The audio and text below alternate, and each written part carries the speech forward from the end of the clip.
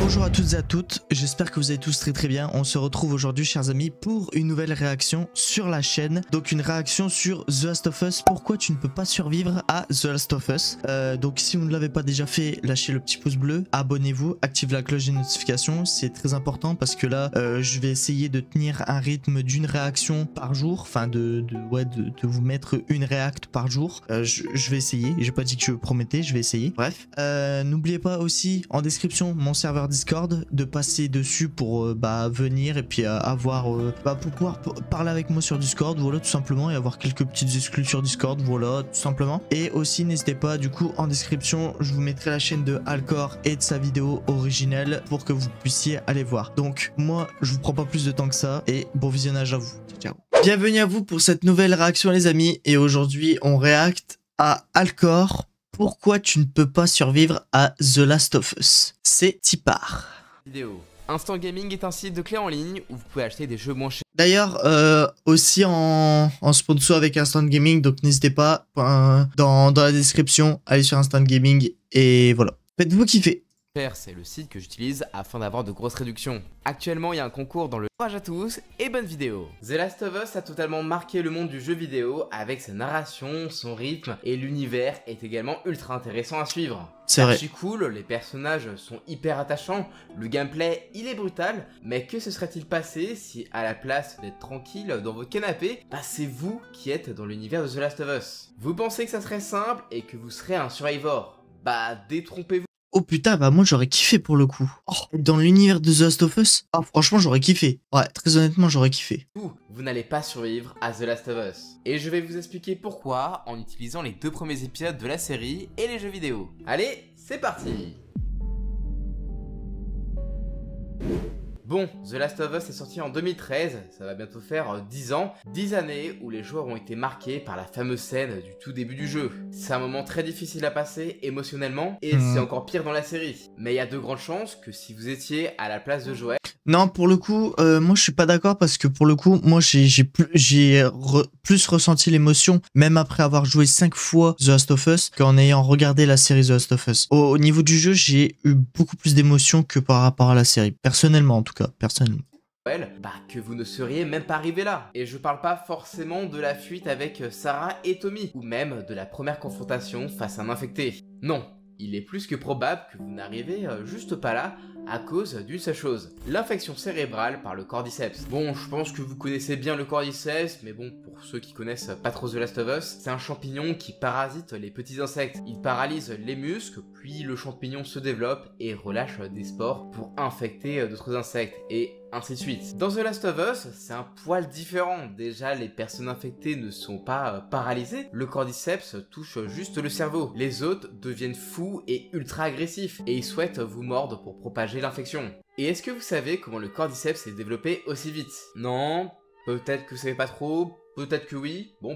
Si vous savez pas, on sait grâce aux journaux dans le prologue du jeu. On comprend que l'infection a commencé à cause de produits agricoles infectés. Donc ça veut dire que ça se retrouve dans la bouffe et dans les produits pharmaceutiques. Il suffit que vous achetez le mauvais produit ou que vous prenez un traitement comme la mamie de l'épisode 1 et vous êtes déjà infecté. Dans l'épisode 2, on apprend que c'était la farine qui a été infectée. Et en vrai, si ça se trouve, Joël a survécu parce qu'il voulait pas manger de cookies et n'a pas eu de gâteau d'anniversaire. Et en soi, je pense que c'est difficilement esquivable. On se pose pas trop la question de ce qu'il y a dans les médicaments ou même dans la bouffe. Mais ne vous en faites pas, vous ne serez pas les seuls, vu qu'on apprend dans le jeu que 60% de l'humanité a été soit tuée, soit infectée par le virus.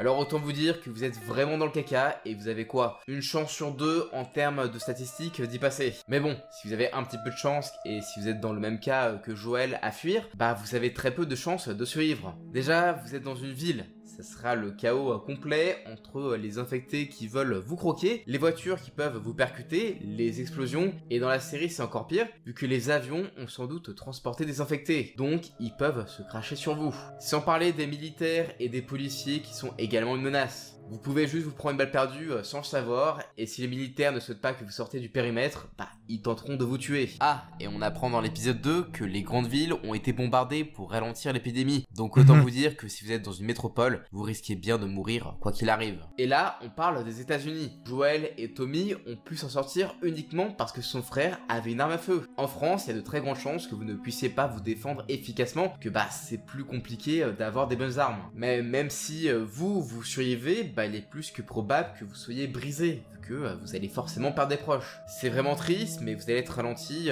par exemple vos amis, votre conjoint ou encore vos enfants, ou une personne âgée ou handicapée. Et comme l'a dit Joel, c'est là où les familles ont été brisées. Et si la séquence d'intro est aussi forte, c'est grâce au Joel du tout début. C'est très facile de s'identifier à lui. C'est un petit peu monsieur tout le monde en fait. Il a des soucis avec le taf, une famille, et sa perte aurait pu arriver à n'importe qui. C'était juste brutal. Ce n'est pas pour rien qu'on a presque tous pleuré au prologue du jeu. Même dans la série, ça m'a fait quelque chose.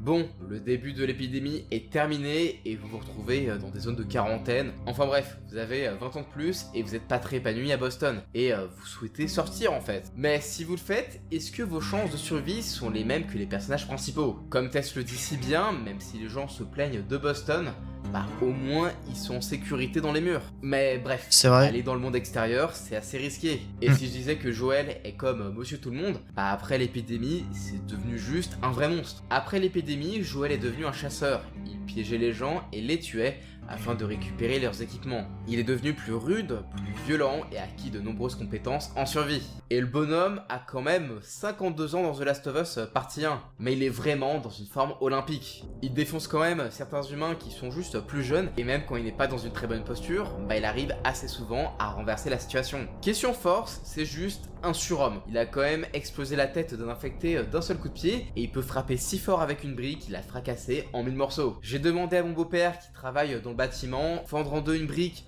c'est une chose qui demande quand même pas mal de force, mais l'exploser en 1000 morceaux, c'est juste exceptionnel et même surhumain. On peut ajouter à ça que Joel est très endurant, très intelligent, et pour vous dire à quel point il est hors norme, bah avec son frère, ils étaient les meilleurs patrouilleurs de Jackson. Dans la série, tout le monde le craint et ce n'est pas pour rien, c'est juste un putain de monstre. Niveau background, c'est un charpentier, c'est un métier assez physique, donc il est en forme. Et si on a appris dans la série que Tommy, qui je le rappelle est son petit frère, bah il était militaire. On peut donc en déduire que Tommy l'a possiblement entraîné pendant l'ellipse, ce qui pourrait expliquer les tactiques du personnage et comment il a maîtrisé Ellie avec tant de facilité dans l'épisode 1. Mais là où Joel se démarque, c'est sur le fait qu'il soit débrouillard. Il peut créer de multiples armes comme des cocktails Molotov, des mines, et il s'y connaît très bien en armes à feu, il a une réelle facilité à les entretenir pour les rendre plus optimales. Et d'ailleurs, en parlant de flingue, je trouve que Joel a un temps d'adaptation de taré au niveau des armes. Alors ok pour le fusil à pompe ou encore le fusil de chasse, je me doute qu'il a de l'expérience et à la limite pourquoi pas pour le El Diablo et le Chauncey.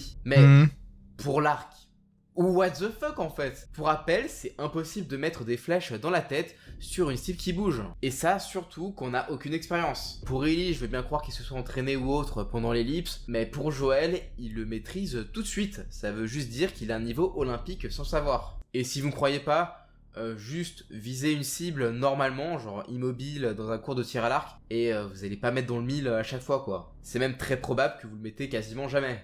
On va maintenant passer à un autre personnage, Ellie, qui est la fille adoptive de Joel. Elle utilise tout ce qu'il lui a appris. Elle est vraiment très efficace dans la partie 2, et elle est juste terrifiante en fait. Ça on peut le voir quand on l'affronte avec Abby. Elle pose des pièges, fait aucune erreur au corps à corps, elle est juste redoutable. Il faut juste la surprendre, et ce n'est donc pas étonnant qu'il ait massacré des wolves avec autant de facilité. Ellie peut également créer des flèches, qu'elles soient normales ou même explosives, en plus de faire des silencieux. Abby, en revanche, a une formation militaire, que ça soit sur le terrain ou pour les missions d'infiltration. Et à vrai dire, bah, elle est vraiment très impressionnante. Et pour moi, elle est supérieure à Ellie. Déjà, matez-moi les bras qu'elle a. Elle a un bac plus 20 en bagarre et peut briser des nuques avec facilité. Ce qui est bien plus efficace qu'Ellie, qui a besoin d'un couteau pour tuer par derrière. Abby est également très puissante, au point d'affronter divers rôdeurs à main nue. Bon ça, on le verra plus tard, mais c'est chaud de les fight au corps à corps, et elle a tout de suite enchaîné un combat contre une humaine géante qui se battait avec un immense marteau. Abby, elle était fatiguée et en désavantage pour la porter parce que l'autre, elle est grande et elle a une arme, mais elle a détruit à main nue. Enfin bref, vous n'êtes pas du tout comparable au personnage de The Last of Us. Ouais, si c'est vous vrai. n'avez pas une bonne condition physique et que vous n'avez pas un entraînement militaire, que vous ne savez pas vous débrouiller ou vous battre, vous n'avez juste aucune chance de survivre dehors. Et vous n'allez pas faire le bonhomme, vu qu'une seule morsure, et c'est la fin. C'est vrai. Bon, de manière générale, les zombies sont plutôt lents. Genre, je pense à ceux de The Walking Dead, Resident Evil ou encore Dead Rising. Et même s'ils sont pas aussi vifs et vénères que les infectés de Left 4 Dead ou encore de World War Z, les infectés de The Last of Us sont quand même rapides et plutôt agiles. Et ça on le voit dès le début du jeu puisqu'ils peuvent enjamber des obstacles. D'ailleurs les infectés ont quelque chose en plus dans la série vu qu'ils sont connectés, vu que leurs champignons poussent sous terre. Si on a un qui meurt sur les fibres du champignon, ça va alerter tous les infectés qui sont sur les fibres et ça peut leur indiquer du coup votre position. Il faut donc vraiment s'enfuir de la zone, vous avez pas envie d'être avec une horde vu que même pris individuellement, ils sont quand même vachement dangereux. Et on va commencer par parler de la dangerosité des infectés avec la phase 1 de l'infection avec les coureurs. Alors, ils sont infectés que depuis quelques jours, ils sont très agressifs et s'ils n'ont pas détecté quelqu'un, ils vont errer tout seuls en se tordant de douleur. Alors personnellement, je tenterai pas de les tuer de manière générale, parce que bon, je le rappelle, une morsure et c'est fini. C'est la fin. Le mieux pour vous est d'éviter de les attaquer pour une seule et une très bonne raison. Déjà, ça limite les risques et en vrai, si on tombe sur l'un d'entre eux, autant essayer de les tuer au corps à corps pour pas tirer un coup de feu, vu que bon, sinon ça fait beaucoup de bruit. Dans le premier épisode de la série, Joël en tue un avec le clé à molette. Mais bref, un coureur peut être gérable pour un combattant un minimum entraîné, ils sont très prévisibles et avec une arme comme par exemple une batte de baseball, ça serait pas trop dur à s'en débarrasser. Mais ça, c'est uniquement dans le cas où vous n'en avez qu'un seul à gérer. Parce que les coureurs, en fait, ils agissent en meute, et même si on a juste un seul qui est isolé, vaut mieux ne pas trop l'agiter, vu que s'il sent une présence, il va ramener tous ses copains, et là, ça devient vraiment dangereux. Le mieux pour vous est d'essayer de ne pas les affronter, sauf si vous y êtes vraiment contraint. Ensuite, on passe à la phase 2, avec les rôdeurs. Eux, ils sont vraiment très fourbes et se cachent. Ils sont beaucoup plus intelligents vu qu'ils se battent de manière coordonnée, ils sont très forts et très rapides. Et à part si vous êtes Abby, du coup un putain de militaire, c'est compliqué de les vaincre à main nue. Donc en vrai, ils ont presque l'ultra instinct. Et si jamais vous êtes contraint de les affronter et que vous êtes assez chaud avec pas mal de munitions, j'ai peut-être une solution. Selon moi, le meilleur moyen de se défendre est de se mettre dans un espace clos, comme par exemple un cul-de-sac, et tu attends, et là tu les shoots. Voilà, ils arrivent et les rôdeurs, ils sont doués d'intelligence, et si vous en affrontez plusieurs, c'est mort en fait. Il y a un risque énorme que vous êtes occupé contre un infecté, et là en fait il y en a un autre qui vient dans votre dos, et là en fait c'est juste mort en fait.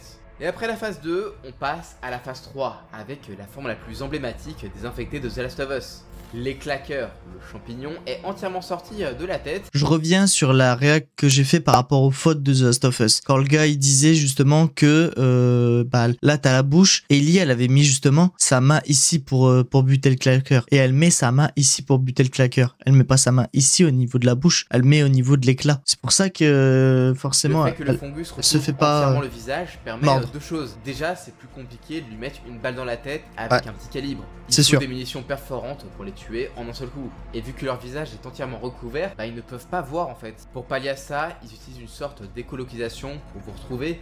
Et s'ils entendent le moindre bruit suspect, ils ne s'arrêteront pas. Le mieux est de les éviter vu qu'ils sont juste plus forts que vous. Et si vous les croisez avec des coureurs, là c'est la merde. S'il y en a un qui crie pour un rien, le claqueur sera juste hostile. En vrai, si c'est juste trop dangereux, prenez une brique ou une bouteille pour les distraire. Et parmi tout ce que je viens de dire, en fait ils ont tous les trois une faiblesse commune. Pour rappel, ce sont pas des zombies, c'est le cordyceps qui les a infectés, c'est un parasite.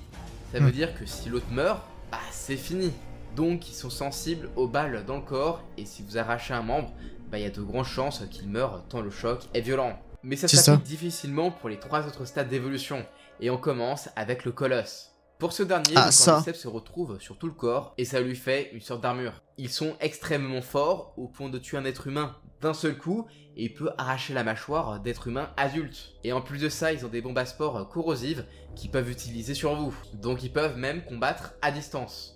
Et le souci avec le colosse, c'est juste qu'il est trop résistant. Le mieux pour le vaincre est de le cramer pour que son armure se craquelle, puis on le flingue ou encore on l'explose. En vaincre un, ça demande énormément de munitions et surtout des armes de gros calibre. Donc personnellement, je trouve qu'en affronter un, c'est un peu un gâchis de munitions. Et vous risquez pas trop de les croiser parce qu'en fait, ils sont vraiment dans des endroits très cloisonnés en fait. Pour sa variante, le puant, il est un chouïa moins résistant. Et ça c'est dans le 2. Mais il est capable de libérer des spores corrosifs. Le souci avec lui, c'est qu'il y a un risque que vous soyez vraiment surpris. Surtout quand il va mourir. Si vous êtes à côté, il va exploser et là, vous êtes mort. Le meilleur moyen de le tuer sont les munitions incendiaires ou utiliser des explosifs.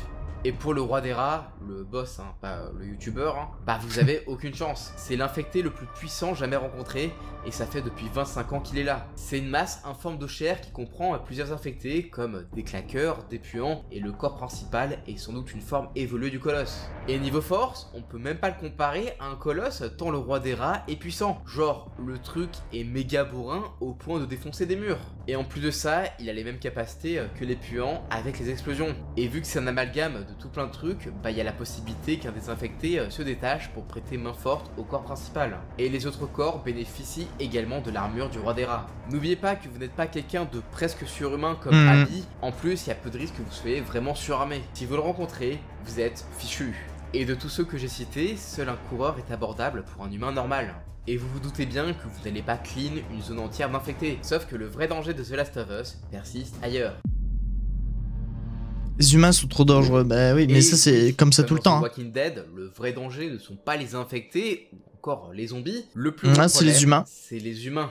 Et vu ouais, que le monde... c'est l'un des. En fait, ça c'est l'un des trucs typiques post-apocalyptiques, c'est que à chaque fois, tout le temps même, c'est que en fait, où tout le monde en fait à chaque fois se fout sur la gueule. En fait, pour une apocalypse, genre si nous, le monde vient être en apocalypse, j'espère qu'en tout cas, même si t'as des rancunes envers ton voisin, même si t'as des rancunes envers plein de personnes de ta famille ou quoi, frérot, j'espère que tu vas te démerder avec eux, parce que bon, en pleine apocalypse, tous les coups sont permis, donc t'as plus de règles, t'as plus de lois, y a plus de trucs, et il suffit juste qu'une personne tue une autre personne, et là ça part en couille. Là ça part en couille. Donc ouais, ça c'est le truc je pense, ça c'est le truc que tout humain confondu, que nous les humains sommes cons là-dessus, c'est qu'on se fout sur la gueule malgré le fait que le monde parte en couille en fait. Et ouais. A basculé, toute l'humanité étendue et souhaite survivre.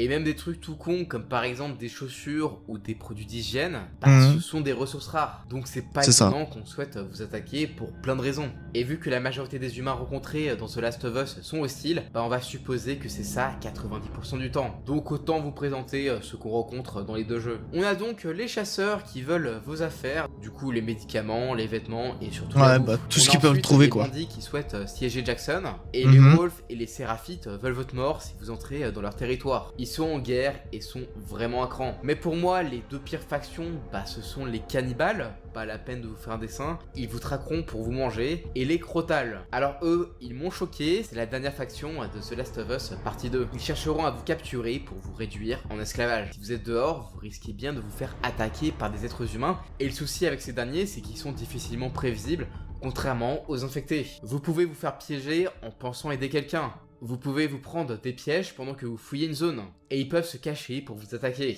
Et surtout, ils ont diverses stratégies. Bon, dans le jeu The Last of Us, les êtres humains ont globalement les mêmes tactiques. Et ils vont pas attendre bêtement que vous les tirez dessus. Ils vont se couvrir, vous contourner ou même vous rusher en fait. Et en plus, ils sont armés, donc c'est extrêmement dangereux. Quand on affronte les humains en mode normal, on peut les défoncer assez facilement. On peut se prendre quelques balles par-ci par-là, enfin bref.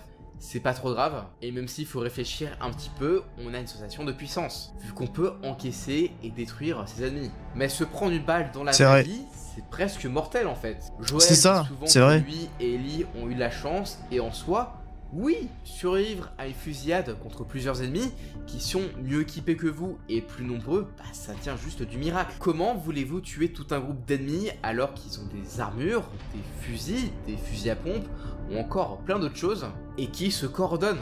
Dans la vraie vie, ça serait juste impossible de le faire tout seul. Ouais, ce serait pas faisable. Sur le fait que les protagonistes sont juste surhumains à la limite de John Wick en fait. En plus, les humains vont plus facilement vous détecter Parce que bon, certains ont des chiens. Et il ne faut pas oublier une chose, dans le jeu, t'as des super pouvoirs à la Daredevil pour écouter tes ennemis et savoir où est-ce que le chien te piste. Mais dans la vraie vie, tu peux pas détecter tout ça. Et d'ailleurs, s'il paraît assez simple de survivre dans l'univers de The Last of Us, c'est surtout pour le mode normal en fait. Le jeu donne des outils pour gérer l'infiltration, et avoir un outil comme la vision de détective ou un super pouvoir à la Dishonored, bah c'est la base dans ce style de jeu. En plus, côté gameplay, vous avez pas mal de ressources, vous prenez pas trop cher aux attaques ennemies, et les IA ont l'air juste aveugles, ou même retardés en fait. Et sur cet aspect là, le jeu est assez permissif et n'a pas la notion d'être réaliste. Mais ce n'est pas le cas du mode je sais pas comment on dit. Là, vous avez moins de ressources, ce qui est logique vu qu'en fait, les zones humaines ont sans doute déjà été fouillées.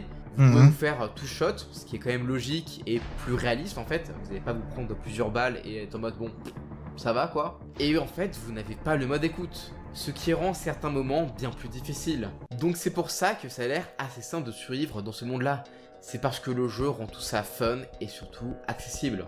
Et autant je trouve que certains univers de zombies, ça va, genre je trouve que The Walking Dead, ça passe côté zombies. Mais pour The Last of Us, c'est assez vénère. Et je pense qu'un individu normal, comme vous et moi, en fait on a très peu de chances de survie. Mais si vous n'êtes pas un survivant de la mort, selon moi, les moyens les plus simples pour survivre, c'est de rejoindre une communauté comme par exemple Jackson. Il n'y a pas trop de soucis de nourriture et sécurité, et si jamais vous avez des compétences très utiles, là en fait vous êtes safe. Genre par exemple si vous connaissez la médecine, l'agriculture, l'élevage ou même la métallurgie, vous êtes sauvé en fait. Par exemple si on prend le père d'Abby, je pense pas que ce soit quelqu'un de très fort et de très compétent pour survivre, mais vu qu'il a des compétences rares et surtout utiles, il sera protégé. Selon moi, c'est quand même un chirurgien quoi, donc ouais, les chirurgiens quand t'es en apocalypse zombie c'est ultra recherché, ultra rare. Dans des combats, c'est d'avoir des compétences pour aider les autres. Et vous allez même pouvoir transmettre ce que vous souhaitez faire et vous serez même respecté. Sans que vous soyez à proximité des zombies et d'autres groupes très violents. Mais ça ne s'applique que dans une communauté assez développée et lambda, j'ai envie de dire. Vu que si on prend les Wolves par exemple qui étaient en guerre, il y a des médecins qui se battent quand même. Et personnellement, je pense pas que j'ai des compétences très utiles, que ça soit pour la vie communautaire en monde post-apo, ou même pour la survie, vu qu'en fait je fais essentiellement du divertissement. Je vais pas faire une vidéo pour le plaisir des gens, sachant qu'il y a sans doute des problèmes d'électricité. Personnellement, il est très probable que je me fasse défoncer au tout début de l'épidémie. Et vous, est-ce que vous pensez survivre dans le monde de The Last of Us? Quelles sont les compétences que vous avez qui seront utiles pour survivre? Dites-le moi dans les commentaires, et dites-moi si vous avez kiffé la vidéo. En tout cas, n'hésitez pas à vous abonner, et je vous dis à la prochaine. Ciao! Franchement c'était très cool comme vidéo, merci Alcor pour cette vidéo, franchement c'était très cool. Et c'est vrai que la plupart des humains qui sont sur Terre n'arriveraient pas forcément à survivre à The Last of Us. Franchement très bonne vidéo, très bonne vidéo.